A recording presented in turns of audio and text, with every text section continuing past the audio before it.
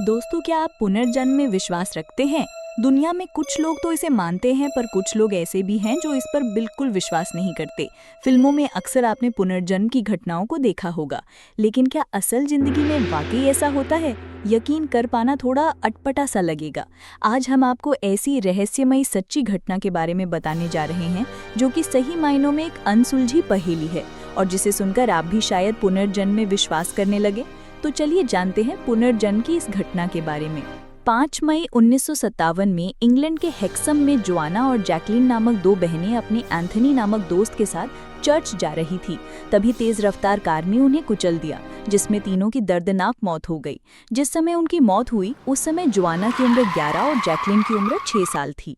बच्चियों के माता पिता फ्लोरेंस और जॉन पोलक पर उनकी मौत का इतना गहरा असर पड़ा कि दोनों ही उनकी मरने की बात को स्वीकार ही नहीं कर पा रहे थे। वो हमेशा बस एक ही बात कहते कि उन्हें किसी भी कीमत पर उनकी बेटियां वापस चाहिए। पिता जॉन ने तो ये दावा भी करना शुरू कर दिया था कि एक ना एक दिन उनकी बेटियां जरूर लौट कर आएंगी, लेकिन उनकी इस तरह की बातों को कोई भी संजीदगी से नहीं लेता था। फिर इस घटना के कुछ ही सालों बाद 4 अक्टूबर 1958 में जॉन की पत्नी फ्लोरेंस ने 2 जुड़वा बच्चियों को जन्म दिया। इस बार इन बच्चियों का नाम जिलियन और जेनिफर रखा गया। जब ये बच्चियां कुछ ही हफ्ते की हुईं, तो जॉन और फ्लोरेंस ने पाया कि दोनों ही बच्चियों के शरीर पर कुछ अजीब से बर्थ मार्क हैं, लेकिन ये कोई आम बर्थ मार्क जैसे नहीं दिखते थे। इन निशानों को देखकर ऐसा लगता था जैसे ये चोट के निशान हैं। फिर उन्होंने गौर किया कि ये चोट के निशान जैसे बर्थ मार्क दोनों बच्चियों के शरीर पर ठीक उन्हीं जगहों पर हैं जिन जगहों पर जोआना और जैकलिन को चोट के समय चोटें आई थीं। मिसाल के तौर पर जिलियन के माथे पर ठीक वैसा ही चोट का निशान था जैसा कि उस कार एक्सीडेंट में उसकी बहन जैकलिन के माथे पर आया था। ठीक वैसे ही जेनिफर के शरीर पर भी उन्हीं जगहों पर निशान थे जिन जगहों पर उसकी दूसरी बहन जोआना को कार एक्सीडेंट में चोटें आई थीं। एक दिन उन्हीं के गांव के एक रिश्तेदार उनसे मिलने आए थे।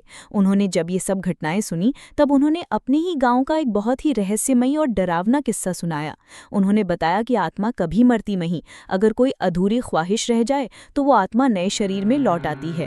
उन्हीं के गांव में एक पुरानी हवेली थी जिसकी दीवारों पर लगे पुराने फोटो अब धुंधले पड़ चुके थे।